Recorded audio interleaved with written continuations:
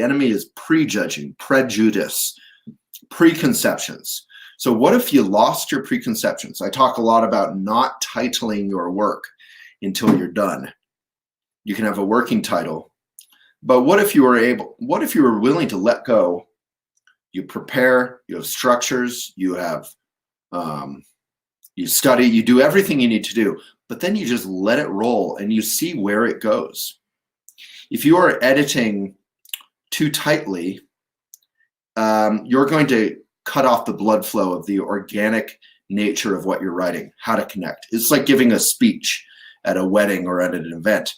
You want to know what you want to say, but then when you go up there, you just kind of got to let it go and be present, make eye contact with people. Making eye contact with people is the most powerful way to write.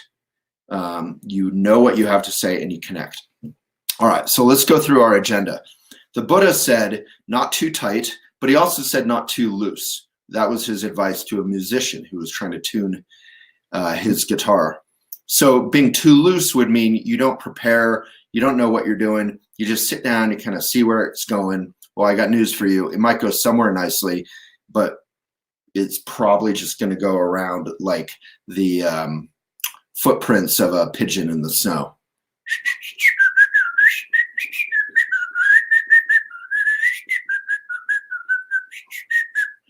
And no one's going to want to read that because it's going to feel like the discursive wanderings of our friend, the pigeon in the snow.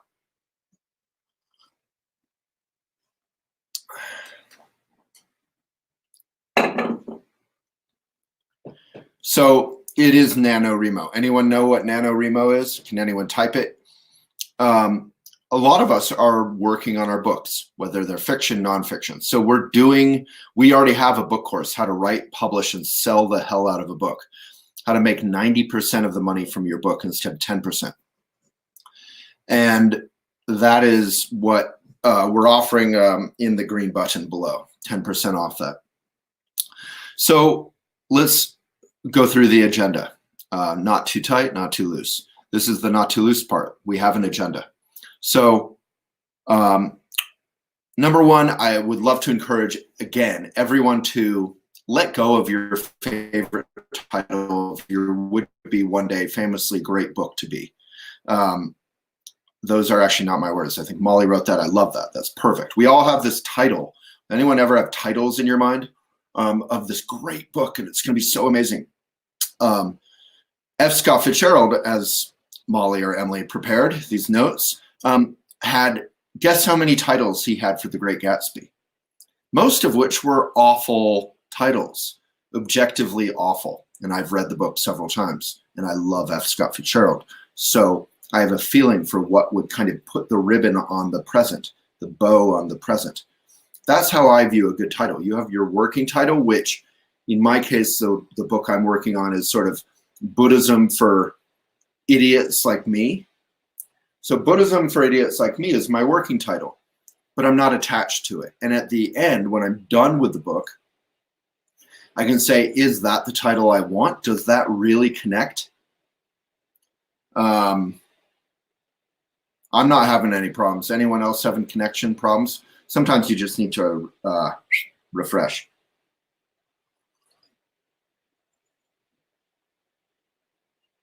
Anyone else having issues? Okay, so Great Gatsby. Other working titles were Gatsby. No one guessed here. Someone's got to guess. Gatsby, how many? Among Ash Heaps and Millionaires. Trimalchio. Trimalchio in West Egg. On the Road to West Egg. Under the Red, White, and Blue. Gold-Hatted Gatsby. Or finally, The High Bouncing Lover. So he had 9 titles. And then when he finished it, maybe his wonderful, revered editor, decided on The Great Gatsby. And something about that title encompasses exactly what that book is about. That kind of looking up at this guy on a pedestal, saying, wow, he's so amazing. And then once you get to know him, you realize he's a total wreck. And that's sort of what we do. I call it Buddhism calls it theism. And it's not so much about God, it's about our tendency to push people up on high and then tear them down, which is also related to our own kind of wanting to live our best life and then failing. So we could put my non-theism blog in the sidebar. We could put 4 or 5 ways I wrote to get out of everyday depression, because we create everyday depression in ourselves when we try through willpower, through dreaming, to be perfect, to be our best selves, and then we can never measure up to that because that's a fake standard. It's like telling a little girl she has to be like Barbie. It's not healthy, right? Or a little boy. Okay? Is anyone feeling this, or is this a quiet Thursday group? How am I doing? Am I hitting it? Are you bored? Should I get more into editing? I will get more into editing. Salim is engaged. Thank you.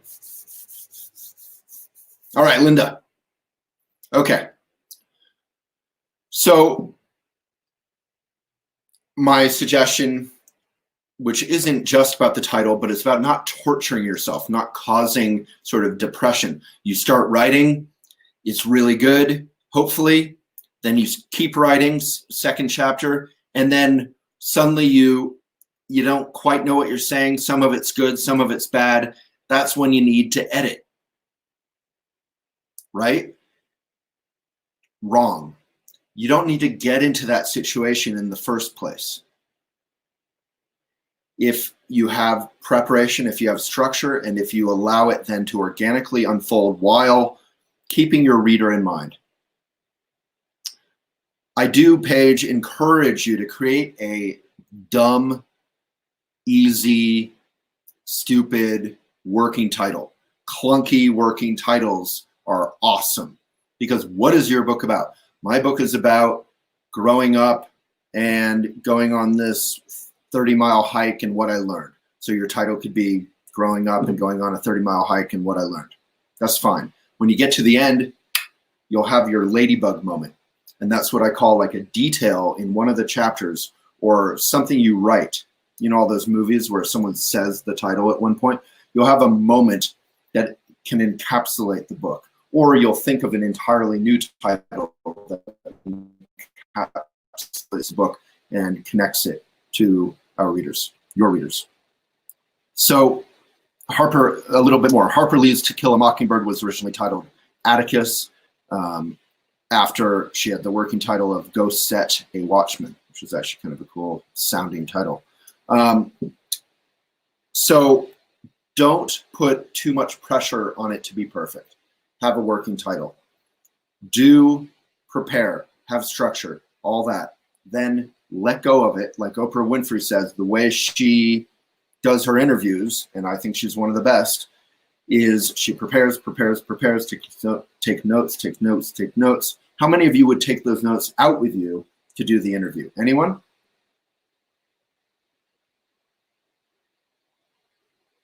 How many times do you see someone reading a speech from notes? Teleprompter. How many times do you see someone reading from these little note cards or referring to them? You don't do that.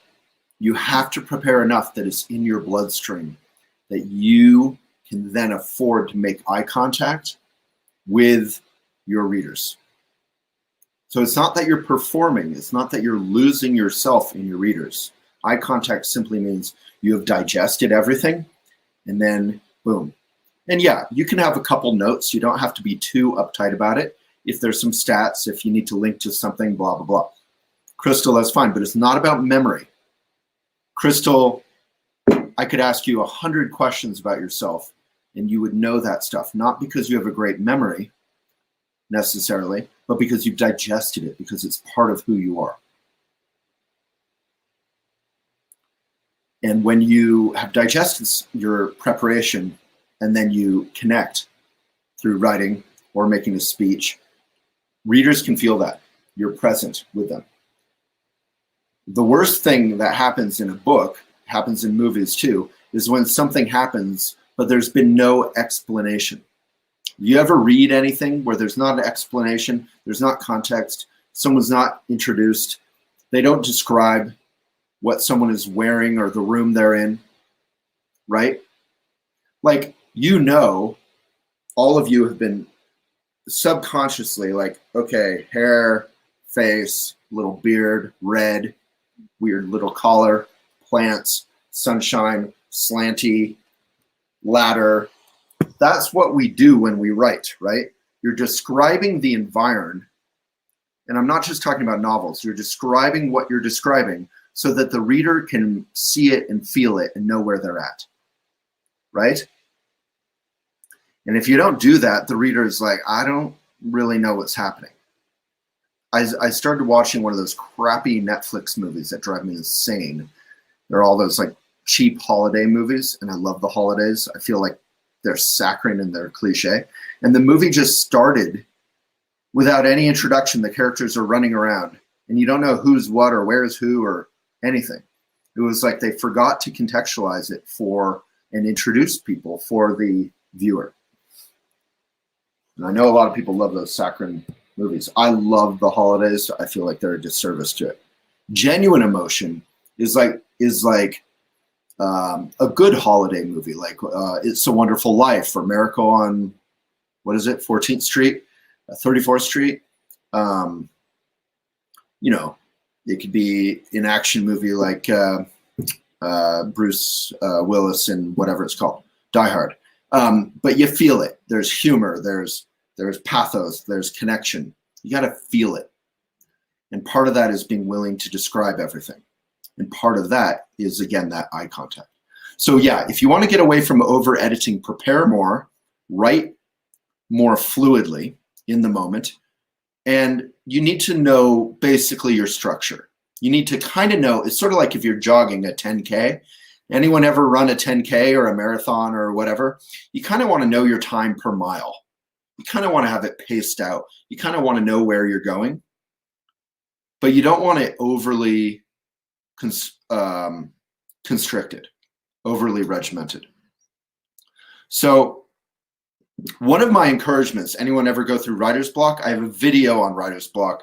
I talk more about writer's block in the course. So writer's block is your friend. If you take anything away from today, I hope it's to start listening to your writer's block. Whenever writer's block arises, it means you're doing something, you're going in the wrong direction, right? The most common question is, how do I get through writer's block? How do I conquer writer's block? How do I defeat writer's block?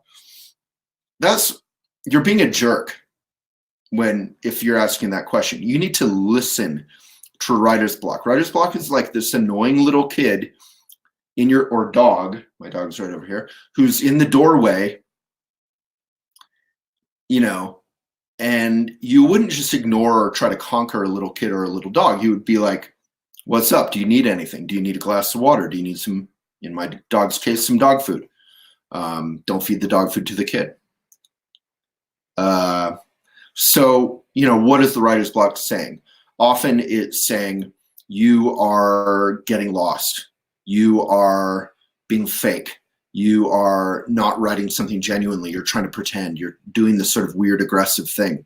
Jack Kerouac, one of my favorite writers, had to actually take drugs to get through his writer's block. That's one way to do it. I don't highly recommend it. So I do a lot more on writer's block. I don't want to get lost in that. But writer's block is a message from your being saying this isn't right. It's kind of like if you're dancing and you're feeling it, you could dance all night. But then I have a real problem dancing to a song that I don't like. So if a song comes on at a wedding or whatever that I dislike, I'm very comfortable not leaving the dance floor. Like, I'm gone. If a song comes on that I love, I'll run. I get excited. I run to the dance floor. So you got to kind of feel it. And if you're not feeling it, welcome to writer's block. It's like dancing to music that you don't really like.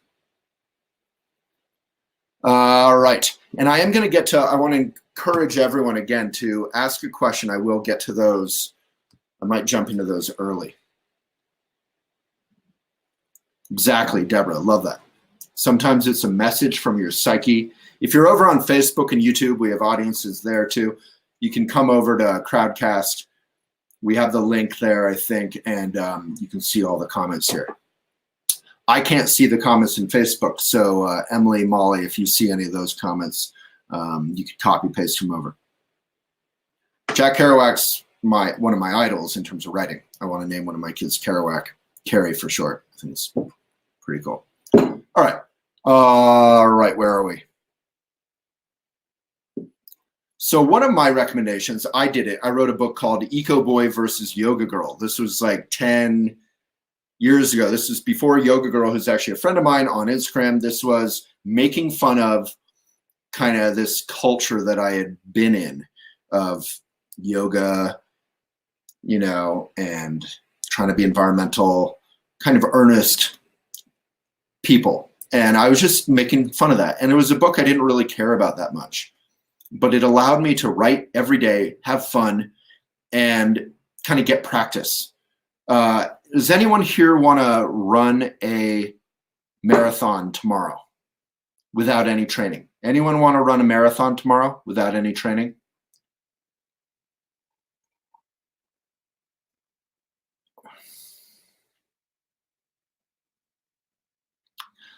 Looking for some replies. D-Mac says no. Renee says no thanks. Jessica says LOL never. Ember says nope. Vendora says no. Jan says no thank you. So Lori says nope. So if you wouldn't run a marathon without any training, why would you think you can write a book without writing every single day? Writing is a craft. You are going to become better by writing every day. That's my point, Paige. So it's a craft. So you want to start, I highly recommend, if there's a book or a work you want to create, you want to work on, first write every day. Blog on Elephant, write on Instagram, blog on Facebook. I highly encourage people not to just feed your stuff to Zuckerberg empire. Write on Elephant, write on some indie blog that can reach millions of readers and get you out there. Practice, practice, practice. Take Elephant Academy. We can put the link for that in.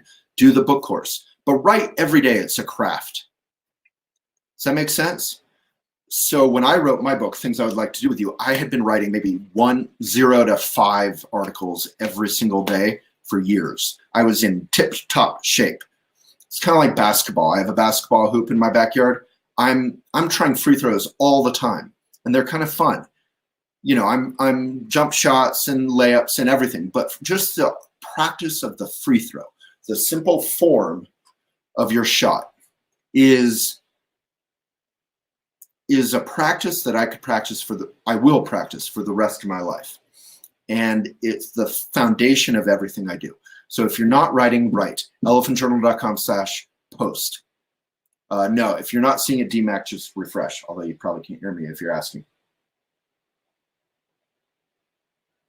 We have a Salima, we also have a elephantjournal.com/post. Please write that in there. And we also, Salima, if anyone's weak on the social media part, we go through that in the book course, which we've discounted for your NaNoWriMo or for anyone here. But we also have an entire course just on Instagram, which right now is pretty effective. I'm going to close the door.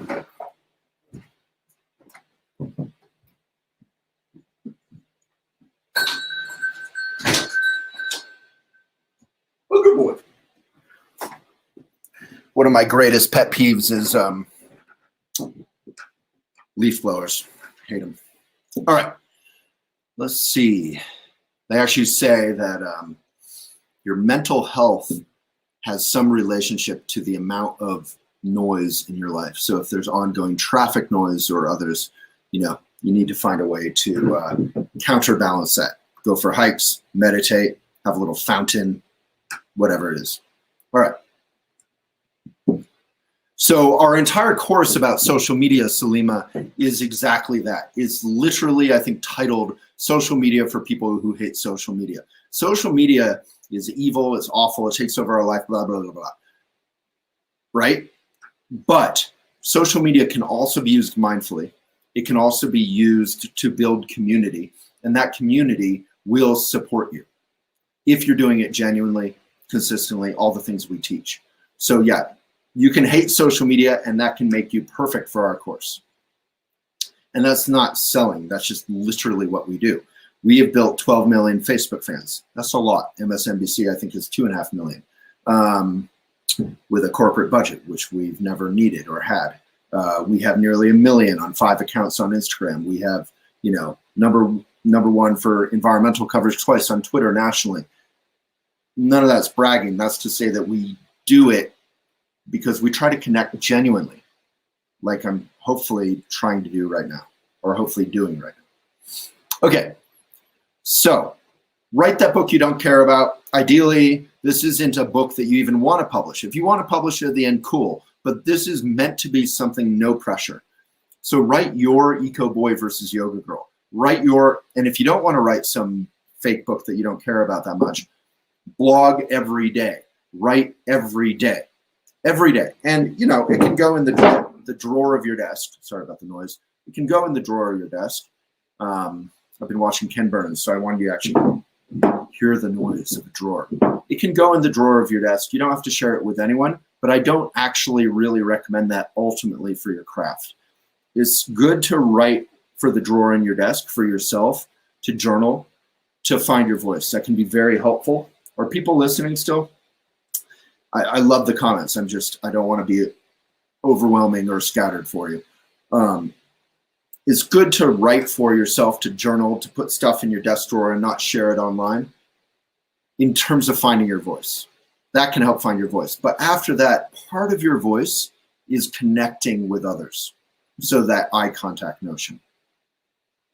So you use that project, the project you don't care about that much, to sharpen your skills in your craft. Writing is a craft. Writing is not something that you can just sit down and do, like running a marathon tomorrow with no training. But writing a marathon, I like that. Running a marathon is actually pretty easy. Who is running a marathon easy for? Who is running a marathon easy for? People who run every day. That's it. If you want, so the other virtue of writing on Elephant is we have a team of editors who will work for free for you if they like your stuff. Yeah, people who train, exactly. Let's talk about serialization. Serialization isn't really about editing, but it is kind of about editing. So if you want to connect with readers, have that eye contact, you write succinct chapters and you share it with your readers before you publish, right?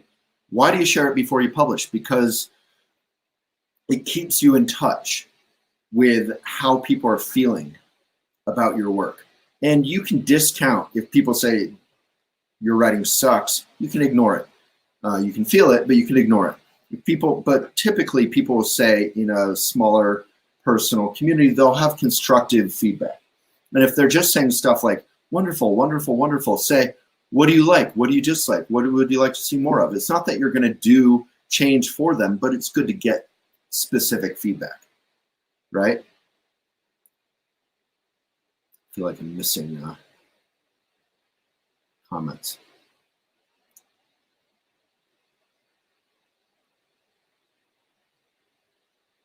Hey, Dr. Eden. Okay, so I talk a lot more about serialization in the course. Serialization is the easiest way to stay present with your audience and build an audience and pre-sell your book or your work and kind of develop a community. but it also has the virtue of keeping you intimately in touch with, are readers understanding this or not? Am I in the right course? I visualize writing a book as wandering blindfolded down a long hallway with lots of doors on the left and right and maybe a couple halt turns. So you're walking along, you kind of know who you are, you want to connect, but you gotta, to connect with the audience, serialization helps. It allows you to peek out from the blindfold. To connect with the audience, preparation helps, obviously, looking at the kind of schematics of where you're walking. So I talk a lot about, more about serialization. That's one of the keys to selling the hell out of your book. And you know, serialization, does everyone here know what serialization is? It's publishing chapter by chapter, or poem by poem, whatever you're writing, and then sharing that immediately for free with your readers, whether on Instagram or Facebook or LinkedIn or whatever, wherever your audience is. Elephant Journal, Medium, whatever. Like Dickens did. Dickens, one of the most famous examples of serialization, but many, many authors did it. Sir Arthur Conan Doyle, misspelled, of Sherlock Holmes, Charles Dickens, Harriet Beecher Stowe, Alexander McCall Smith, Stephen King, Agatha Christie, Truman Capote. I recently Googled like famous authors who serialize their books. And I expected, because I wanted to share like a short list of folks with you guys. And the list on Wikipedia was like 400 names. So this is incredibly common. And you're giving it away for free in the sense of like the freemium model on YouTube. You're getting feedback, but you're getting a service back, which is them reading it. And then you put it all together. And people who read those individual chapters, they're not going to want to dig through, 24 different Instagram posts over 6 months mixed with photos of you, shopping and traveling and or whatever you're doing. They're going to want them all together in a book. They are going to be these supporters. Yes, everyone gets one of these hats. Everyone gets this exact hat, actually. It's sort of sweat stained, it's crumpled up with the book course, guaranteed. All right, why is it okay to give away parts of the book before it's published? I just went through that. You're getting a service back and people will still want the collection. And this is what I did with Things. And I've sold more than 20,000 copies, around 22,000 copies at $35 to $45. Sometimes they're discounted a little bit. And I get 90% of that money, not 10%, because I publish independently. And so the book course talks you through how to publish independently, how to print, how to distribute, how to sell, how to build up that audience without ruining your life, because everyone hates social media. Everyone who I like hates social media. Some people who I can't stand love social media. Oh, take a photo of me. Oh, I'm going to video myself doing this thing. All right. Okay, so now it's question time.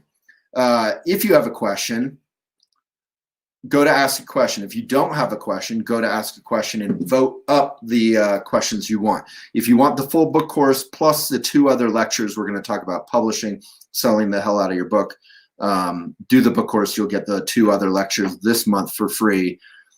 And, writing a book can be fun. Writing a book doesn't have to be torture. Editing is torture. I'll talk for 1 minute specifically about editing. I haven't done that much here. There's 2 kinds of editing that I love and that I did. Live editing, which is sort of like a jazz musician with his or her lips and lungs and fingers shaping the sound of the music as it comes out. Live editing. I talk about that much more in the book course. Then there's conventional editing, editing after the fact. That's also powerful, but it's highly dangerous because it can lead to kind of that bad editing I talked about at the very top of this video, which is trying to make everything look impressive, trying to get rid of anything embarrassing. Has anyone read my book here? Anyone read my book here? Things I would like to do with you? There's a lot of embarrassing stuff in it. It's super vulnerable. It's super embarrassing. I think one of the top, I think I have something like 5 stars or 4.5 stars or something on one of those book websites. But one of the top negative reviews is, I thought I would like this book, and I read it, and it's so embarrassing and awful and cringy, and that's what you're going to get. It depends if you're writing a biography or what, but it's whatever you're writing, you're putting yourself out there. It's sort of, again, with the dancing analogy, it's like John Travolta and What's Her Face in Saturday Night Fever, which, if you haven't seen, is actually a kind of a profound and wonderful and dark movie. But you're dancing in public. People are going to evaluate you. People are going to pick you apart. My book is at elephantjournal.com/books, and we have a 2 for not 1, but a 2 for discount offer. If you want to get it for the holidays, it's a great gift. It's very red and gold and romantic and hopefully genuine, but no pressure. And what I just did is how I kind of teach marketing. You communicate the thing sort of shamelessly, but I don't really care if you buy my book or not, in the sense that it's none of my business. It's up to you. So that is my approach to marketing, and it works, is to be genuine and to shamelessly talk about the thing because you feel good about it. Hopefully you feel good about your work. You feel like it's helpful. It's genuinely intended. Yeah, we ship all over the world, although shipping costs are not up to us. So if it's too expensive to ship to Europe, I recommend the ebook or the audiobook. The audiobook I put a ton of love into. I may not be the best reader in the world, but I kind of love reading, so might be good. So that's my advice with marketing: is don't be desperate. Don't have exclamation marks. Marketing it's sort of like being vegan and talking about being vegan. I'm vegan. If you're not vegan and you ask me a question, why should I be vegan? I'm going to sort of not answer the premise. It's none of my business if you should be vegan. I don't really care if you're vegan, not because I don't care about animals or I care about veganism. And yeah, if I had that power, I wish you would be vegan, but it's up to you. It's your choice. So I just want to touch on that marketing moment. It's up to you. So I'm going to treat you with respect. I'm going to say, well, if you want to be vegan, or I would not put pressure on yourself, first of all. So I'm kind of undercutting the premise. I would try to be vegan deliberately once a week. Cook a vegan meal that's delicious, that you love. If there's a couple of simple things like butter, Yoko's is amazing. Ice cream, there's tons of good coconut. Coconut's usually my favorite. Ice creams. Try to find things you love and try to make a couple meals that are vegan. Explore it. Maybe watch some videos, watch some documentaries, but don't try to do it today. Don't try to do it tomorrow. So that's my approach to selling a book, to any kind of marketing. It's up to you. Have respect for people. Don't view them as customers. I don't view any of you as customers. Or, like, I want you to click that green button and do the book course if it's going to be good for your book and your life. If it's not going to be good for you and your life, don't do it. I don't want you to waste money. I want you to be rich. I want you to be happy.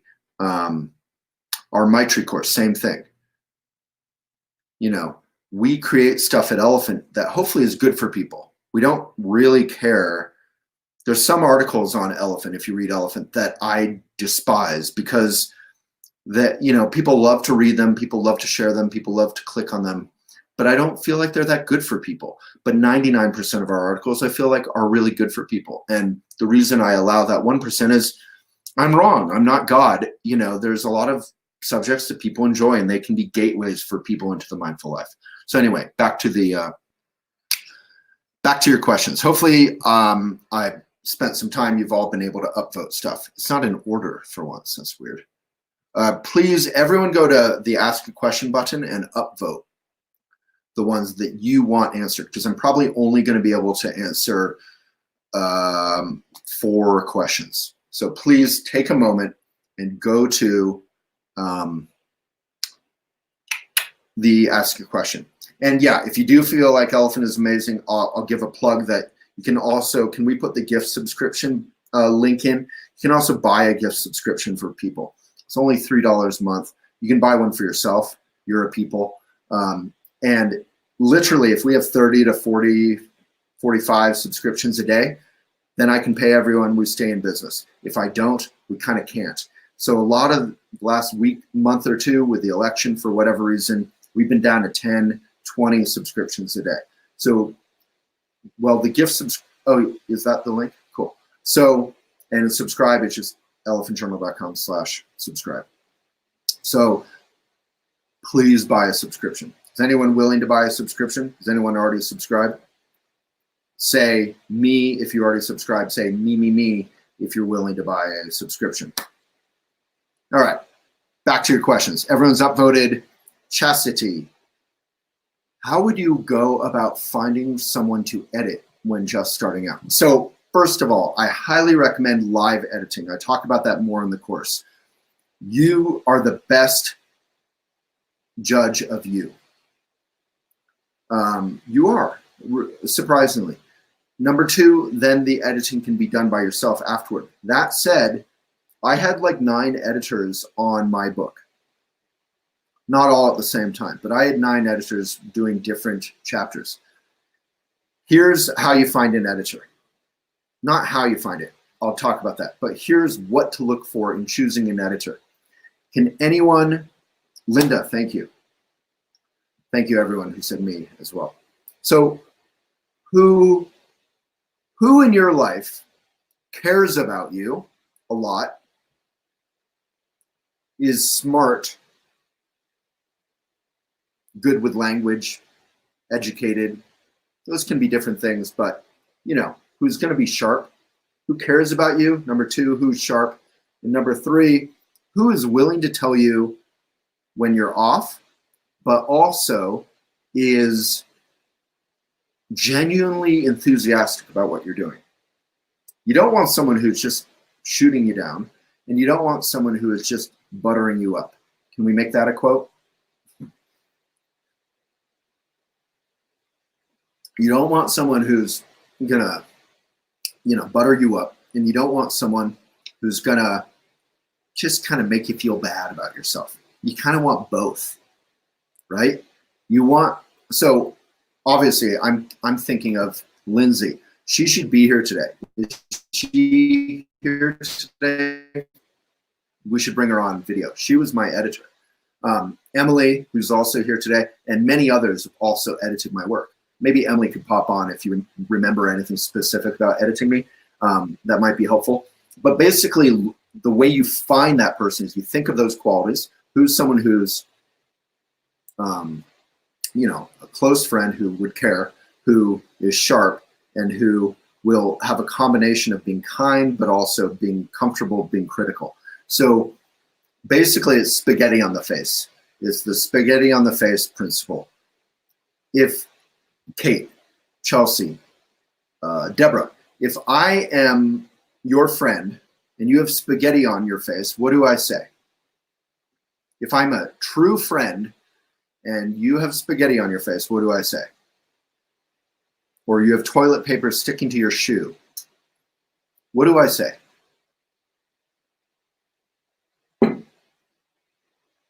Emily. Hey there. All right, I'll wrap up this point, and then you think really hard right now about everything you did editing-wise. I'm not getting any replies on this one. So for anyone here, if I'm your friend and you have spaghetti on your face, what do I say? You have spaghetti on your face. Exactly. Sorry, there's a delay in the comments. So a true friend, I always say when someone points out that I have something in my teeth or whatever, when they point that out, I say, you're a true friend. I don't even care if I barely know them. I say, you're a true friend. Because a lot of people won't mention stuff. You can walk through a day in normal COVID, non-COVID times for hours with something embarrassing going on, something in your teeth, and no one points it out, right? So then the way you find that editor is you simply post on your Facebook, your Instagram, you just spread the word, your next door, whatever, and you just say, hey, I'm looking for someone who might be willing to edit, and pay them. Pay them $10 an hour, pay them $20 an hour, pay them whatever you can pay them. You don't need to look for a professional editor. That's my main advice. You need to look for someone who is a New Yorker subscriber, who is a nerd, who gets language, but cares about you. Because a professional editor, while they may be great, they may not care about you enough. All right, love that. Brutally honest from Shannon. Broccoli teeth, skirt backward, etc. So Emily, when you edited, are you looking at a blank screen right now? I am, yeah. You can just look at the, okay. She has a monitor, so it's always, you have to make eye contact with who you're talking to. So in this case, it's looking to the side. So Emily, what do you remember that might be helpful for people when you were editing my work? Like if you read something you hated, it was stupid, it was cringy. If you read something beautiful, if you read something that was confusing, what was helpful? What do you remember that might be helpful? Yeah, so I think I'm glad that you said that it doesn't have to be a professional editor, because I think at the time, I don't know that I felt like a professional editor, and I didn't really come at it as a professional editor. I didn't know you as well as Lindsay did. Lindsay's who Waylon just mentioned earlier, so I wasn't quite as comfortable either being like brutally honest, you might say. But I read the book as a reader. So I went through the book and I just read it as if I were reading it normally. And that was a great way to be able to pick up, like, point out where I was confused, point out the sections that I loved, the titles that I loved, the chapters I wanted to skim forward because I was bored. So you don't even necessarily have to find somebody who has that technical skill. It's extremely helpful to get feedback as a writer that's more broad and say, I was just really, not engaged with this part of the book. Can you give me some more details here? And I think that's what I felt most comfortable doing for Waylon at the time. And hopefully that was still helpful. Super helpful. I always remember, I don't remember 5 out of the 9 editors who edited my work. I remember you, I remember Sarah Krolik, I remember Lindsay, I remember Bryony, I think. But if you're at a point where you need a professional editor to move paragraphs from one chapter to the other and to restructure and to do all this stuff, then you didn't follow my advice in this hour. You didn't prepare enough, you didn't make eye contact, you didn't serialize, you didn't live edit, which we talk about more in the course. Does that make sense? That should be a pull-up. If you're at the point where you need major surgery, you need what do you call them? A contractor to, dig up half of your property and move it to other parts of your property, and you're past the point where it's a genuine work. It still could be good. You can do intensive editing, but it's major surgery. No, my book has not been translated. I've had a few offers from readers to translate it, but I haven't taken them up on it because, frankly, I don't speak other languages well enough to know if they did a good job or not. I just don't know how to do that. Emily, anything else that you remember specifically? If you love something, highlighting something that you love, like saying, oh my God, this paragraph or this entire chapter or this sentence or this phrase, that's so helpful to know it connects. Mm-hmm. Even if it, yeah. Yeah, no, I was going to say, I think too, the other thing I remember is so I am a nerd. So I did, with more positive things, Waylon and I think, had a lot of fun going back and forth on, so Waylon really likes adjectives. If you've read the book, you will notice there are a ton of adjectives in the book, and they're done in a really, really unique way, in a way that evokes something quite specific. So Waylon and I had a lot of back and forth on is this word the exact right word that you want to use in this string of adjectives? And that's kind of the fun too of doing it with somebody who enjoys that type of dialogue. So you can, even when you're suggesting something different, it can still be a really fun conversation between two people where you're not just red penning and crossing stuff out and making somebody feel terrible. Yeah, I love that example, Emily, because that gets to the title of this hour, which is editing the book the right way, is trying to make it more specific, more detailed, more specific, less cliche. So basically, I kind of felt like we were cliche hunters. Like if we ever saw love, the word love, because my book is about the Buddhist notion of love. If we ever saw the word love, we basically tried to get rid of it and to be more specific. What do you mean by love? What kind of love? You know, there's that cliche of the Eskimos have 100 words for snow or whatever it is. Human beings have hundreds of words for love. You know, there's obviously the 4 kinds of love in Greek, whatever. I'm kind of out of my depth right now, but beyond that, there's so many qualities and shades to that. And then when you found something that you didn't like, not necessarily that you disliked, some that you disliked, but also some that you just were confused or bored, which are often the same thing. Often when you're bored is because you don't really get it, or it's too cliche, it's too vague. How did you look for that stuff? I only remember, I think, like 1 or 2 instances of that. There was one instance where I was just genuinely confused because Waylon's book specifically had a lot of like jumping back and forth between locations. So I remember being a little bit confused with some of that and saying like, okay, wait, I thought this was happening in this other place. Can you figure that out, or like, you know, clarify that? And then, yeah, I mean, I think I just asked questions. So I would say, like, this is how I read this. Is that what you mean? There was one part that I don't even remember what it was, but I remember Lindsay and I both being like, ooh, that seems a little off, but that can't be what you meant. So like, this is how we interpreted that. Is that what you meant to say? Because that's how it's coming across to us as the reader. So what was the example? Do you remember? I can't remember. I want to say that it was something that came across as like hypersexual and wasn't supposed to be, but in the context of it, like you could tell from the rest of the chapter that it felt a bit out of place.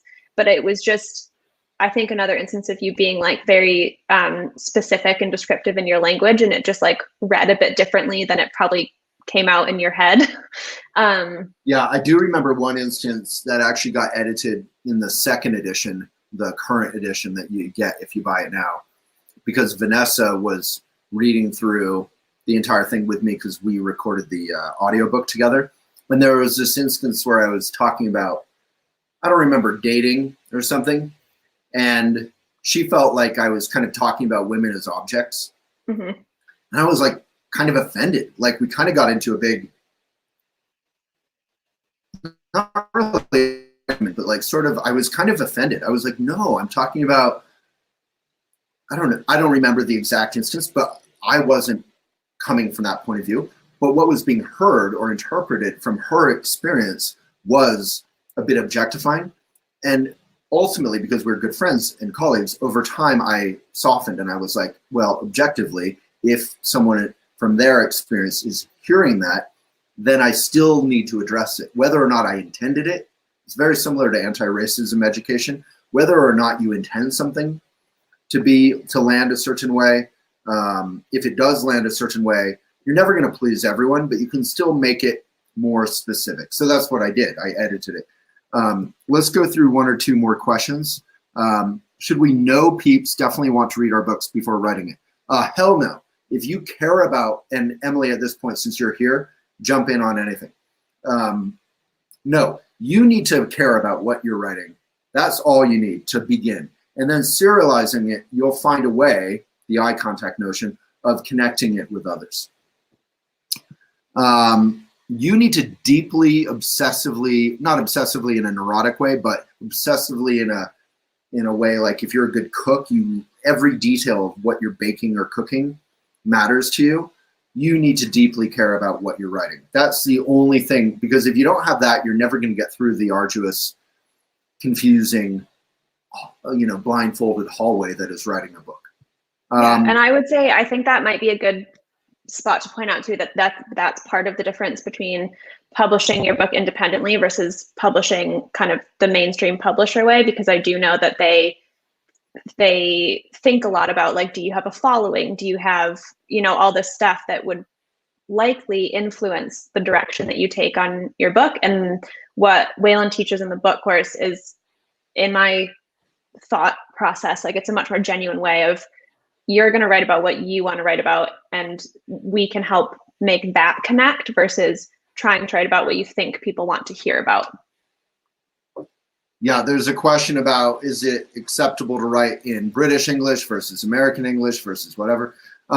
Yeah, I mean, you should write in the dialect or the language that you're most comfortable writing for, and it can always be translated. But, you know, between you and me, most Americans view British English as more beautiful, if anything. We're all jealous. Like, Emily lives in Scotland. Scotland is not British English, but you know, it's much more romantic, the Scottish, Irish, British English, even Australian, which can be a little grating sometimes. Sorry to be offensive. It's much more fun than American English is very John Wayne. Well, here's my book. All right. Let's jump through into a couple more. Emily, do you see any that you love? How much do you think you should write every day, hours or pages? I don't like that kind of question. I don't like that kind of pressure, but I do think you should write every day. You should sit down and write something every day, but don't put too much pressure on yourself, because pressure, that's where I mentioned the depression thing. Pressure is like this weird willpower. Like, has anyone ever tried to diet to lose weight? You're putting pressure on yourself, and then before you know it, you're eating 2 pints of ice cream. So, you know, that's sort of like writer's block. Something in yourself wants to go the opposite direction. Emily, are you looking to ask a question? I am, yes. Any that you love? Do you want to talk about yours? I feel like we kind of addressed it. Yeah, I mean, I guess, do you have any tips for like how did you soften when initially you were like defensive of Vanessa or offended by the notion that your book would come across that way? Like, do you have any tips for just sort of softening up and being open to that feedback versus feeling bad or defensive about it? I mean, again, the main thing is to pick an editor who cares about you and is willing to point out the spaghetti on your face, because then you're more receptive. Like, if I criticize Emily, I'm pretty sure you would be really open to it, because you know who I am and you know I care about you and you know I respect you. But if it's some stranger on an Instagram comment saying blah, blah, blah, that can be more hurtful, ironically, even though you don't know them or care about them at all, because they're not coming from a caring place. So criticism has to be caring. Criticism is a craft, is an art. Typically, I wasn't hurt with the millions of edits. I was in a really good place. I think Vanessa initially approached it saying, this is sexist, you're being objectifying. And that was very hurtful, because I certainly don't want to be a person like that. And that wasn't my intention. But ultimately I was able, because I respected her, I was able to kind of digest it and say, well, even if it's landing that way, I mean, what I already said, then it's my response, is my opportunity, not just responsibility, to help it land, because I care about it, you know. Yeah. Let's do one more question. I know we're over time. Maybe Meg asked about writing young adult novels and children's books. So maybe, do you want to talk for a minute about like who the book course is for and who it can help? Yeah, I mean, the book course is sort of generically for anybody writing.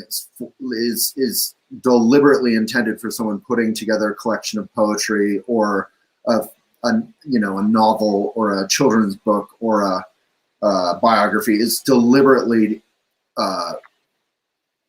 aimed at any kind of work, because the process is very similar and the marketing is very similar and the printing and the selling is very similar. The community is very similar.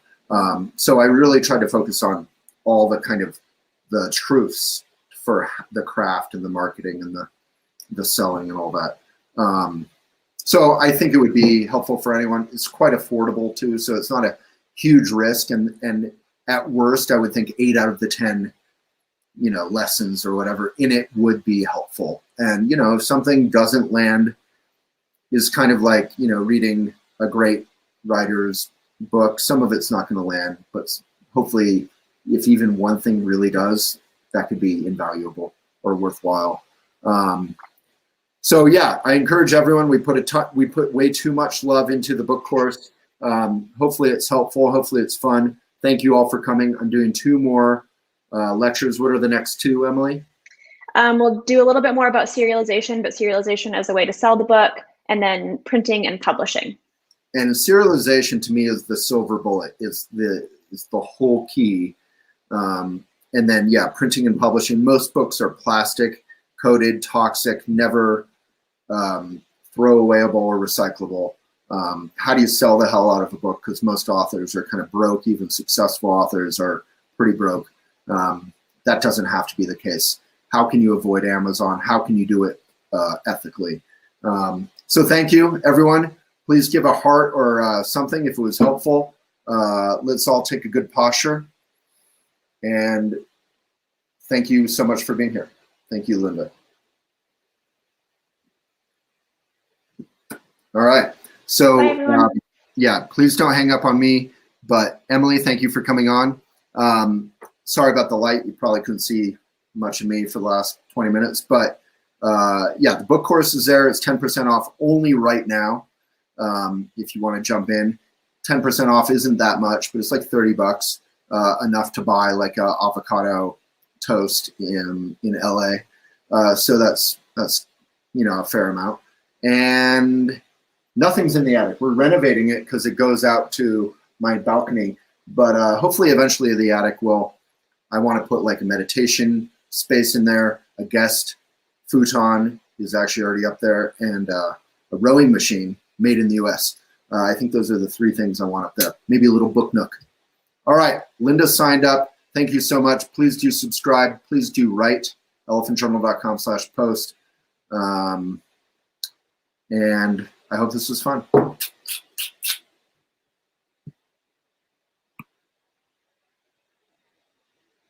Crystal, awesome. Great to hear. Erica, Lucia. Thank you all for coming. Thanks for taking an hour out of your day.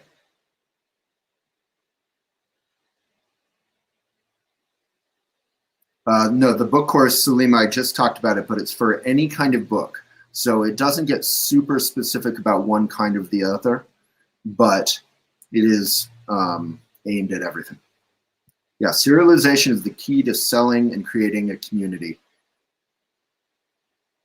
Best hour today. Andrea, that's so sweet. Paige, thank you, Paige. Hope you had a good time. Nazesh, thank you. Jenny, glad that you're inspired. And remember, writing should be helpful to others. We're not just writing for ourselves. All right, folks.